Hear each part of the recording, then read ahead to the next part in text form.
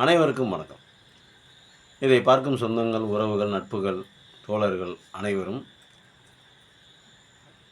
உங்களுடைய காணொளியாக நினைத்து இந்த காணொளியை சப்ஸ்கிரைப் செய்யுமாறு உங்களை பணிவோடு கேட்டுக்கொள்கிறேன். நன்றி, வணக்கம். இப்போ நம்ம தாவேகோட இது சுப்ரீம் கோர்ட்டுக்கு போயிடுச்சு.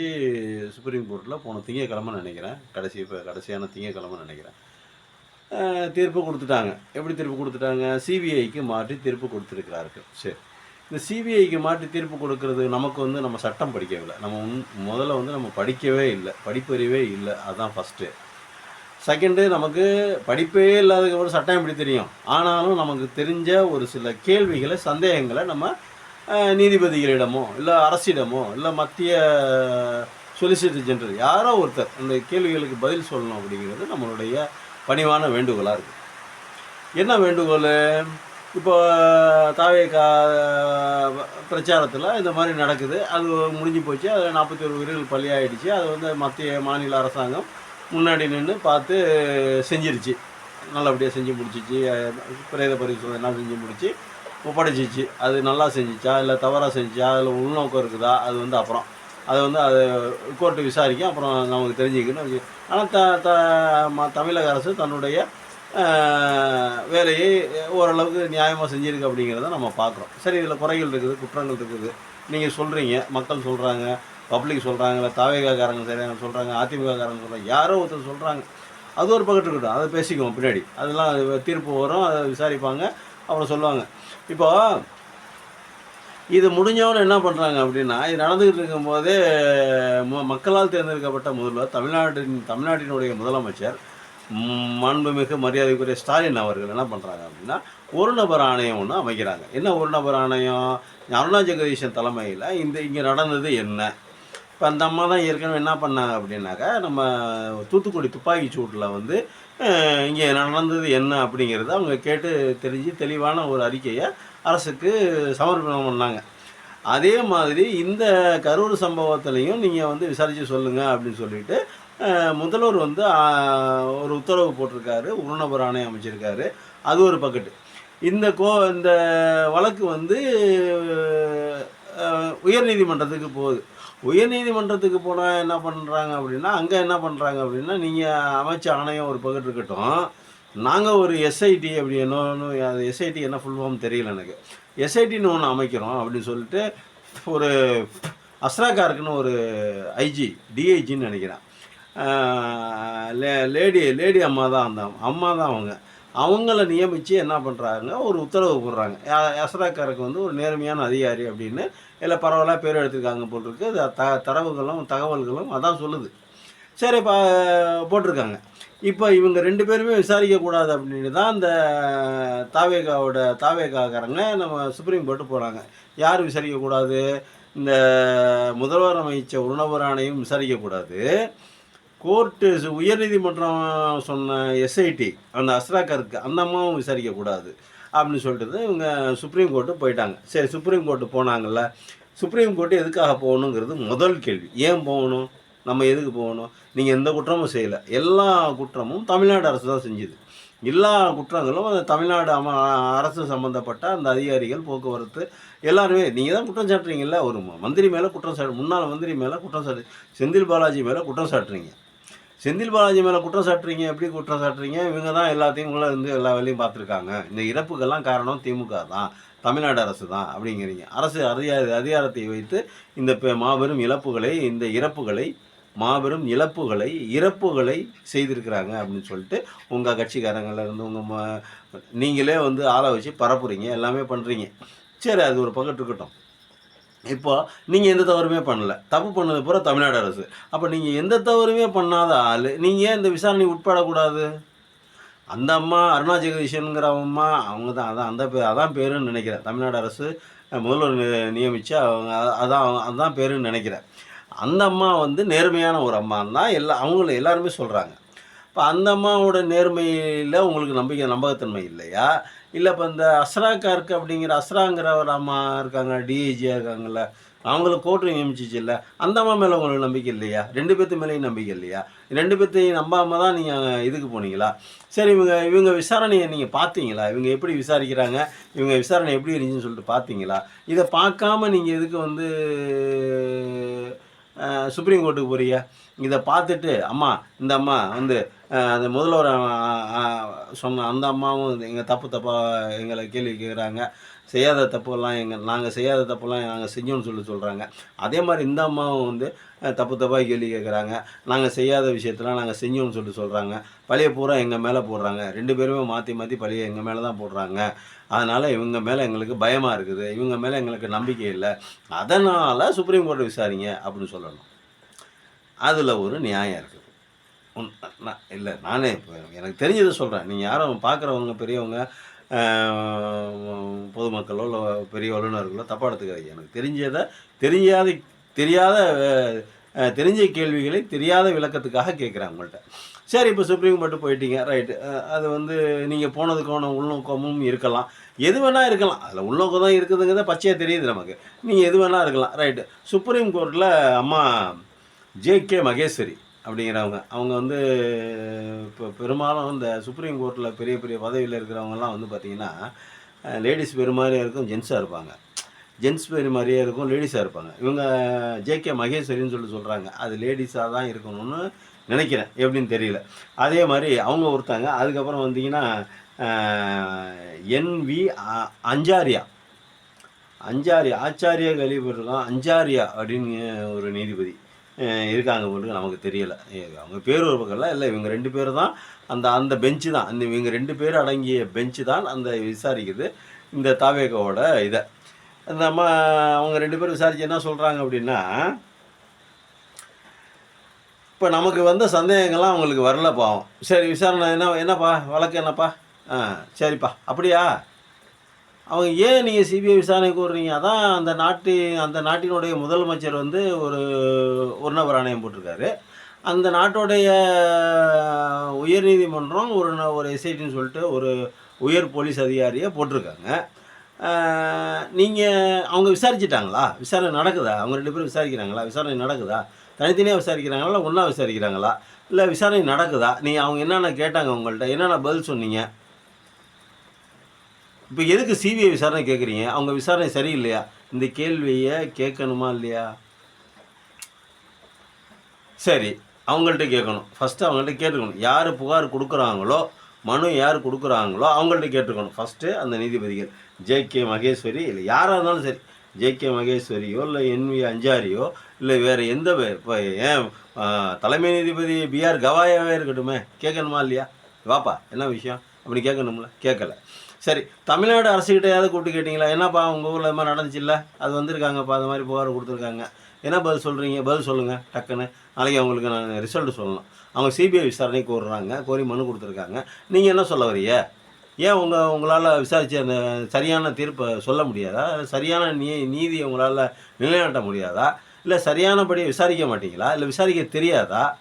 இல்லை நீதித்துறை உங்கள் ஊரில் இருக்கா இல்லையா? ஜட்ஜி இருக்காங்களா, வக்கீல் இருக்காங்களா இல்லையா? எங்களாம் ஊருக்கு போயிட்டாங்களா எல்லாரும்? ஏன் போலீஸ் டிபார்ட்மெண்ட் ஏன் சரியான நடவடிக்கை நியாயமாக இருக்காதா? இதெல்லாம் வந்து தமிழ்நாடு அரசுக்கிட்ட கூப்பிட்டு கேட்க வேண்டிய கேள்வி. முதல்ல ஏன் இங்கே வராங்க, நீங்கள் என்ன பண்ணுறீங்க, இதெல்லாம் கேட்க வேண்டிய கேள்வி. இதெல்லாம் எதுவும் கேட்டாங்களா இல்லையான்னு தெரியல. ஆனால் என்ன பண்ணிட்டாங்க, சிபிஐ விசாரணைன்னு சொல்லிட்டாங்க. சிபிஐ விசாரணைன்னு சொல்லிட்டாங்க. இப்போ இவங்க பண்ணின வேலை ஃபஸ்ட்டு ஒரு முதல்வர், மக்களால் தேர்ந்தெடுக்கப்பட்ட ஒரு முதல்வர். ஐயா, நீங்கள் யாரும் தப்பாக எடுத்துக்காதீங்க, நான் பேசுகிறது என் மனசில் உள்ளதை பேசுகிறேன், அவ்வளவுதான். மக்களால் தேர்ந்தெடுக்கப்பட்ட ஒரு முதல்வர் எந்த விதமான உள்நோக்கமும் கற்பிக்கக்கூடாது. ஒரு நபர் ஆணையம் நான் அமைக்கிறோம், தமிழ்நாடு அரசு அமைக்குது, அதை ஒரு நபர் ஆணையம் விசாரித்து சொல்லணும், அதுக்கப்புறம் தான் இதை பற்றி பேச முடியும் அப்படின்னு பத்திரிகையாளர்கள் கேட்ட கேள்விக்கு பதில் சொல்கிறாரு.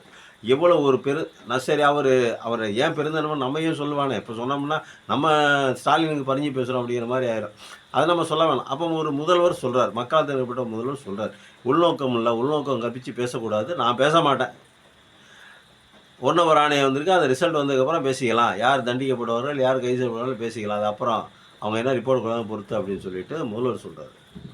அப்போது ஒரு ஒரு மக்களால் தேர்ந்தெடுக்கப்பட்ட முதல்வரை ஃபஸ்ட்டு சுப்ரீம் கோர்ட்டு அசிங்கப்படுத்தியிருக்கு. அப்படி சொல்லலாமா? அப்படி சொல்லலாமா? இது கண்டெம்ட் ஆஃப் கோர்ட் ஆயிருமோ? இது வேற பயமா இருக்குது. நம்மலாம் வந்து இப்போ 5க்கு 10க்கு லாட்டரி அடிக்கிறோம். நம்மள கொண்டு போய் உள்ள உட்கார வச்சுட்டாங்கன்னா, நம்ம பொண்டாட்டி பிள்ளைங்களுக்கு யார் சோறு போடுறது? அது ஒரு பக்கெட்டு. அது ஒரு பயம் இருக்குது. அது ஒரு பக்கெட்டு இருக்கட்டும். இப்போ கண்டெம்ட் ஆஃப் கோர்ட்டா இருந்தாலும் நான் ஒரு சாதாரண ஒரு இந்திய குடிமகனாக, நான் பாதிக்கப்பட்டவனாக, இந்த பாதிப்பை உணர்ந்தவனாக, இந்த பாதிப்பு எனக்கு ஏற்பட்ட பாதிப்பாக நினைத்து தான் இந்த கேள்விகளை கேட்கிறேன் நான். இந்த 41 பேர் செத்தது இப்போ நான் அந்த அந்த குடும்பமெல்லாம் என் குடும்பம் மாரி தான் நான் நினைக்கிறேன். எங்கள் வீட்டில் ஒரு அம்மாவோ, அப்பாவோ, தாத்தாவோ, பாட்டியோ, அண்ணனோ, தம்பியோ, தங்கச்சியோ யாராவது இறந்திருந்தாக்கா நமக்கு இந்த கோவம் வருமா? வராதா? அந்த சாதாரண அந்த எதார்த்தமான அந்த நேர்மையான கோவத்துக்காக தான் இந்த கேள்விகள்லாம் கேட்கப்படுகிறது. இப்போ இப்போ வந்து எதில் விட்டேனே மறந்து போச்சு. இப்போ வந்து ஒரு தமிழ்நாடு முதலமைச்சர் மக்களால் தேர்ந்தெடுக்கப்பட்ட ஒரு பிரதிநிதியை வந்து நீங்கள் முதலில் அவமானப்படுத்தி இருக்கிறீர்கள். 1.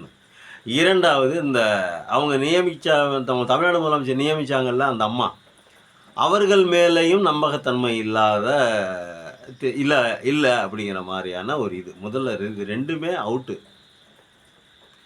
இது வந்து ஒரு சுப்ரீம் கோர்ட்டு தமிழ்நாட்டை அசிங்கப்படுத்துது, அவமானப்படுத்துதுன்னு சொல்றத விட 2 பேருமே அவுட்டு.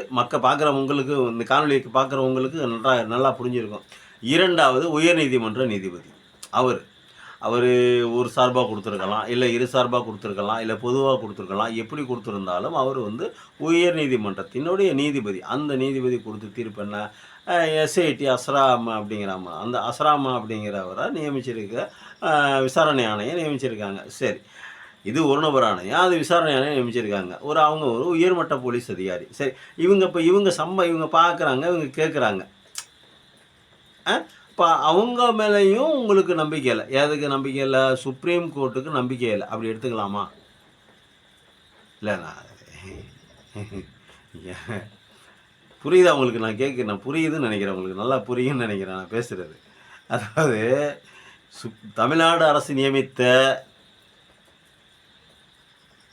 தமிழ்நாடு அரசு மேலேயோ, இல்லை மக்களால் தேர்ந்தெடுக்கப்பட்ட பிரதிநிதி மேலேயோ, இல்லை அவங்க நியமித்த அந்த முன்னாள் உயர்நீதிமன்ற நீதிபதி மேலேயோ நம்பிக்கை இல்லை ஃபஸ்ட்டு. 2வது உயர்நீதிமன்ற நீதிபதியோ, இல்லை அவங்களால் நியமிக்கப்பட்ட அஸ்ராங்கிற அம்மாவையோ, இவர்கள் மேலேயும் சுப்ரீம் கோர்ட்டுக்கு நம்பிக்கை வரவில்லை. இவங்க முதல்ல என்ன பண்ணியிருக்குன்னா, விசாரிங்கப்பா, விசாரிச்சுட்டு வரட்டும். அதுக்கப்புறம் நீ வந்து அவங்க விசாரணை சரியில்லை, அவங்க ஓர வஞ்சனையாக விசாரிக்கிறாங்க, இல்லை ஒருதலை பட்சமாக விசாரிக்கிறாங்க அப்படின்னு உங்களுக்கு மனசில் பட்டுச்சுன்னா, அதுக்கப்புறம் வாங்க, நான் உங்களுக்கு என்ன செய்யணுமோ செய்யலாம் அப்படிங்கிறது தானே ஒரு சுப்ரீம் கோர்ட்டோடைய ஸ்டாண்டாக இருக்க முடியும். அதை விட்டு வந்து கேட்டோன்னே சிபிஐ டக்குன்னு கொடுத்துட்டா, அப்போ அந்த கீழே இருக்கிற விசாரணை அமைப்புகள் எல்லாம் தோல்வின்னு எடுத்துக்கலாமா? இல்லை அசிங்கம்னு எடுத்துக்கலாமா? இல்லை இவர்களால் விசாரிக்க முடியாதுன்னு எடுத்துக்கலாமா? இல்லை இது தப்புன்னு எடுத்துக்கலாமா? இல்லை இவர்கள் விசாரிக்க யோகியதை இல்லை அப்படின்னு எடுத்துக்கலாமா? இப்போ தமிழ்நாடு முதல்வருக்கு வேறு வேலை இல்லாமல் விசாரணை ஒரு நபர் ஆணையம் அமைச்சாரா? அப்போ உயர்நீதிமன்ற நீதிபதி ஒரு வேலை இல்லாமல் அவர் ஒரு எஸ்ஐடியை ஃபார்ம் பண்ணுறாரா?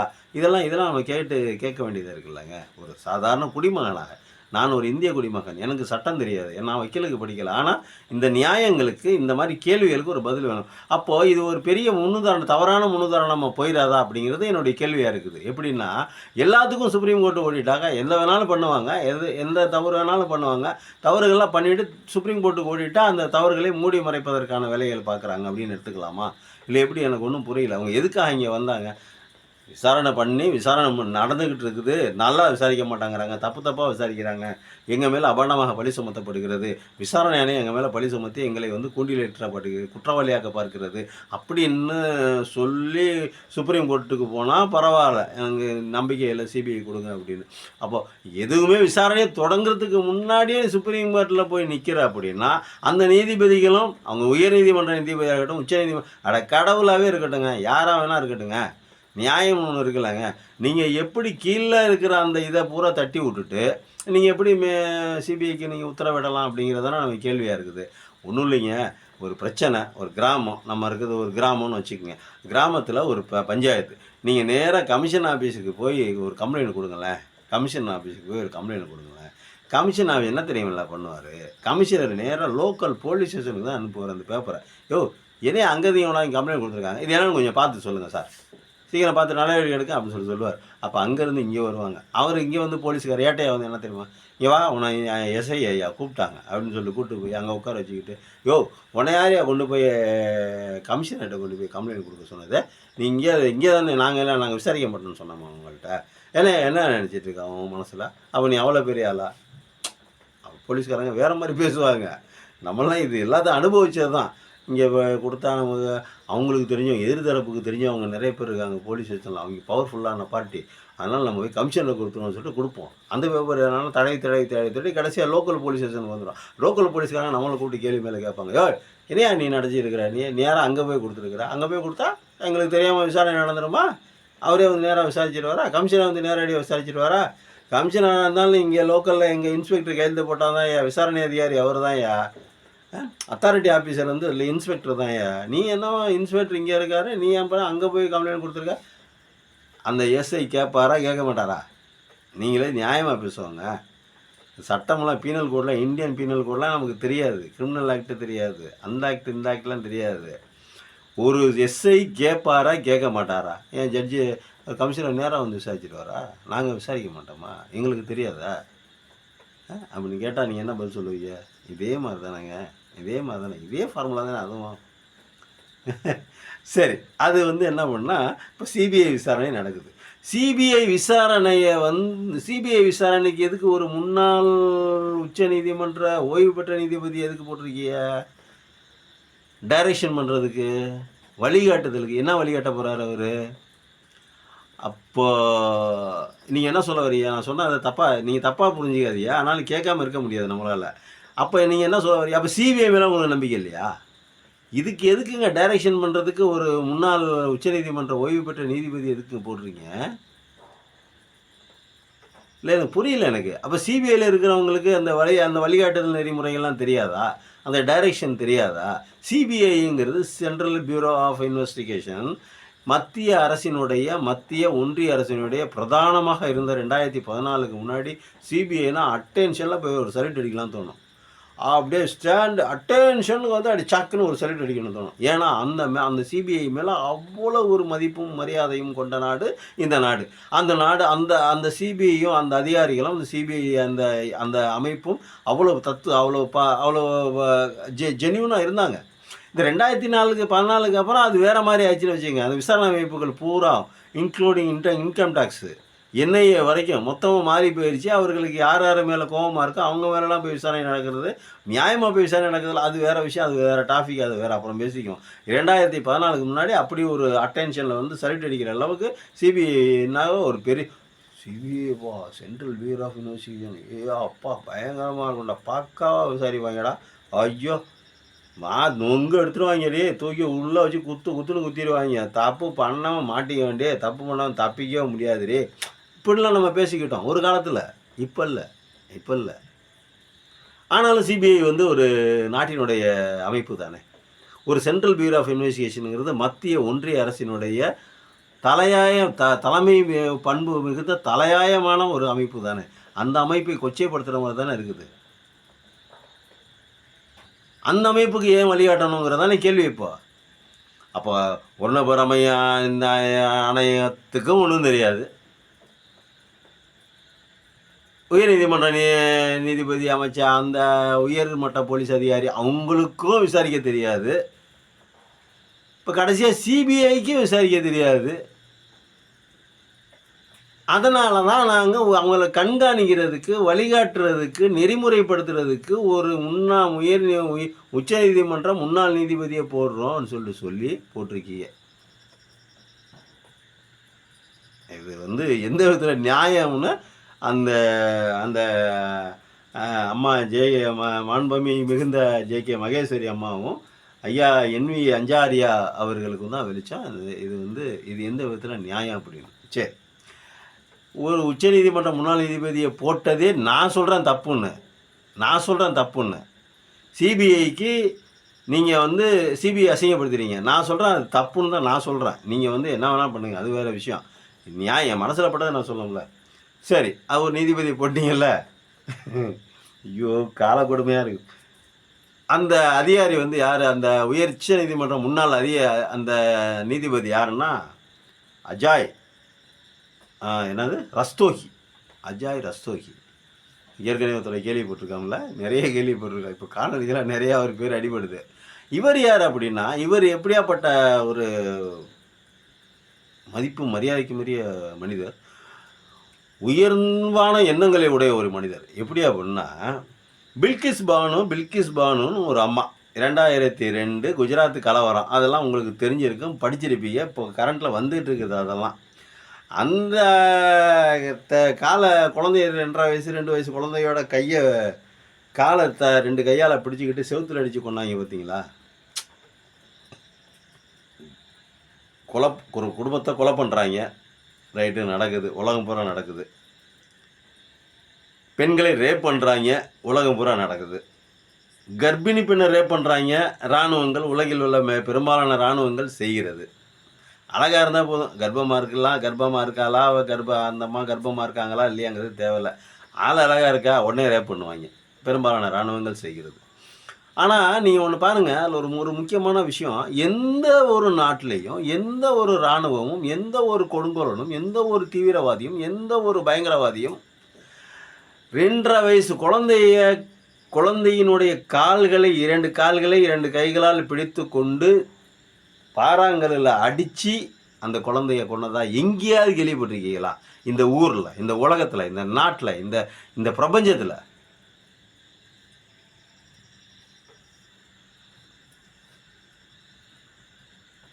நான் முதலே சொல்லிட்டேன், நான் கொலைகள் நடக்கிறது, குடும்பத்தோடு கொலை பண்ணுறாங்க, வீட்டோடு எரிச்சு கொண்டுறாங்க நடக்குது, பெண்களை கெடுக்கிறார்கள் நடக்குது, கர்ப்பிணிகளாக இருந்தாலும் பார்க்காம கெடுக்கிறாங்க நல்லது, கெடுத்து கொள்கிறாங்க, இதெல்லாம் நல்லது நடந்துக்கிட்டு தான் இருக்குது, எல்லா ஊர்லேயும் உலகத்திலும் நடக்குது. ஆனால் 2.5 வயசு குழந்தைய காலை பிடிச்சி தரையில் பாறையில் அடித்து கொள்றதை எங்கேயாவது நீங்கள் கேள்விப்பட்டிருக்கீங்களா? எங்கேயாவது கேள்விப்பட்டிருக்கீங்களா? அப்படி கொன்ன அந்த 10 பேரோ 11 பேரோ வேணா இருக்காங்க, அவங்கள நல்லவர்கள், இவர்கள் நல்லவர்கள். ஏன் நல்லவர்கள்? இவர்கள் பார்ப்பனர்கள், அதனால் நல்லவர்கள் அப்படின்னு சொல்லி ரிலீஸ் பண்ணது யார் அப்படின்னா, நம்ம அஜாய் ரஸ்தோகி. எப்படியாப்பட்ட ஆளை நியமிச்சிருக்கீங்க பார்த்தீங்களா? சரி, இவர் அந்த சொன்னார் பார்த்தீங்கன்னா, இந்த பில்கிஸ் பானுன்னு ஒருத்தர் ஒரு வழக்கில் சொன்னார் பார்த்தீங்களா, தீர்ப்பு அவங்கள விடுதலை பண்ணிட்டாங்க. குஜராத் அரசு அவர்களே விடுதலை பண்ணிடுச்சு. இது தப்புன்னு திருப்பி கோர்ட்டுக்கு போய் திருப்பி அந்த 11 பேத்தையும் 10 பேத்தையும் திருப்பி பண்ணி உள்ளே வச்சுட்டாங்க. இவர் மேலே ரிப்பர் வந்தது தான் மிச்சம். கடைசியில் அவர் பேர் ரிப்பரானது தான் மிச்சம். நீ எப்படி இந்த மாதிரி கேவலமான தீர்ப்பை சொன்னேன்னு சொல்லிட்டு கேட்டு அவர் மேலே ரிமார்க் வந்தது தான் மிச்சம். சரி, இந்த ரிமார்க் வந்த அதிகாரியை தான் இதுக்கு போடணும்னு யார் சொன்னது உங்களுக்கு? அம்மா மகேஸ்வரி அம்மா, ஐயா அஞ்சாரி ஐயா, நான் சொன்னேன் கேளுங்க, பணிவான உங்களை வணங்கி கேட்டுக்கிறேன். நீங்கள் சுப்ரீம் கோர்ட்டில் வேறு ஓய்வு பெற்ற நீதிபதிகளே இல்லையா? நேர்மையான உத்தமமான உருப்படியான நான் குறை சொல்லலை, அஜாய் ரஸ்தோகியை குறை சொல்லலை. ஏற்கனவே ஒருத்தர் தப்பு பண்ணியிருக்காருல்ல, தவறான தீர்ப்பு சொல்லியிருக்காருல்ல. குழந்தைய காலைல பிடிச்சி அடிச்சு வேணும் நல்லவன்னு சொல்லி ரிலீஸ் பண்ண சொல்லி குஜராத் அரசுக்கு ஆர்டர் போட்டிருக்காரு, அவங்களும் ரிலீஸ் பண்ணிட்டாங்க. அதை அதை ரீட் பண்ண அடித்து அதுக்கப்புறம் திருப்பி அவங்க சொன்னது தீர்ப்பு தப்பு, அஜய் ரஸ்தோகி அவருக்கு சொன்னது அது தப்பு அப்படின்னு திருப்பி அந்த 10 பேர்த்துக்கு உள்ளே போட்டாங்க. இவர் பேர் ரிப்பேர் ஆகிருச்சு, இவர் மிஸ்டேக் ஆகிட்டார். அந்த மாதிரி ஒரு நபரை அம்மா மகேஸ்வரி அம்மாவும் அஞ்சாரி ஐயாவும் போடலாமா? சொல்லுங்கள், நீங்களே சொல்லுங்கள். நாங்கள் கேட்குறது தப்புனா நீங்கள் சொல்கிறது நம்ம கேட்டுக்கிறோம். வேறு நீதிபதிகளே இல்லைங்க, அங்கே இந்த உலகத்தில் வேறு நீதிபதிகளே இல்லைங்களா? சுப்ரீம் கோர்ட்டில் முன்னாள் தலைமை நீதிபதிகளாக இருந்தவர்கள் எவ்வளவோ பேர் இருக்காங்க, அவங்களாம் இல்லையா? இவரை தான் போடணுமா? மக்கள் சிந்திக்கணும். நன்றி, வணக்கம்.